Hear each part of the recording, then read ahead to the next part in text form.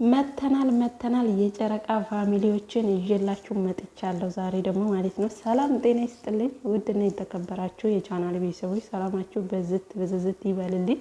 ለዚህ ቤት አዲስ ከሆናችሁ ቻናሉን ሰብስክራይብ ያደረጋችሁ አበረታቱኝ። እነኚህ እንቁ የሆኑ የፍቅር ተምሳሌቶች የሆኑ ሁለቱን ሀይሚንና ብሩኬን ይዤላችሁ መጥቻለሁ።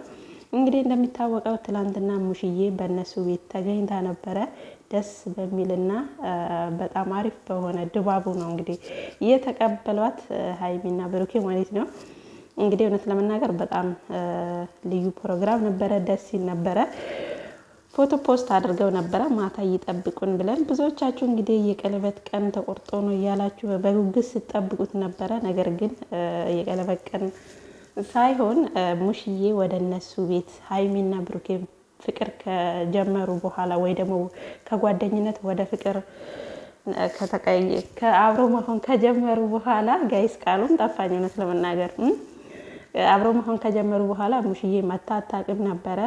ትላንትና እንግዲህ እንደ አጋጣሚ ሆኖ ተገኝታለች። እነሱም እንግዲህ ደስ በሚል ድባብ ተቀብለዋታል። እውነት ለመናገር በጣም ደስ ይላል። እንግዲህ ዛሬ ደግሞ ብሩኬን ባበደ ፕራንክ መተውለት አሳብደውታል ማለት ነው። እውነት ለመናገር ቁም ነገር አዘልና ጥሩ የሆነ ፕራንክ ነው።